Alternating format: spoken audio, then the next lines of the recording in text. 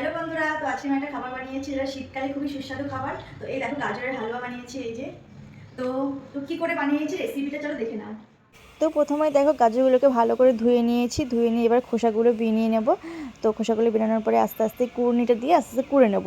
তো দেখো আমার সব কুড়া কমপ্লিট হয়ে গেছে। তো চলো এবার রান্না করা শুরু করা যাক। ও তার আগে ড্রাই ফ্রুটসগুলো তো কুচু কুচু করে কাটতে হবে।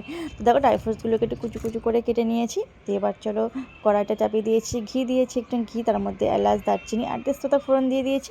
হালকা একটু ভেজে নিয়ে ওর মধ্যে গাজরের কুড়াগুলো দিয়ে দেবো।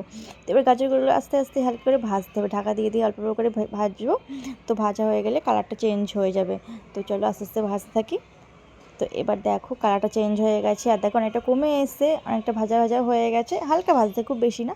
তো এবার দেখো ওর মধ্যে দিয়ে দিয়েছি একটুখানি দুধ, তো সবটুকু দুধই দিয়ে দিয়েছি। তো দেখো দুধ দিয়ে হালকা করে নাড়াচাড়া করে ঢেকে রাখবো, ঢাকলে পরে সিদ্ধ হয়ে যাবে। তো এর মধ্যে একটুখানি নুন দিয়ে দিচ্ছি। তো এবার সিদ্ধ হয়ে যাবে আস্তে আস্তে ঢাকা দিয়ে দিলে।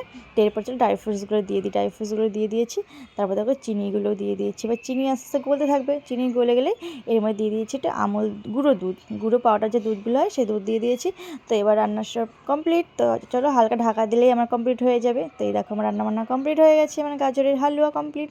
তো কেমন হয়েছে জানিও, তো আজকের গাজরের হালুয়াটা কেমন লাগলো তোমাদের জানিও। তো চলো আজকের মতো টাটা। তো কটা ফটো শেয়ার করলাম, তো টাটা।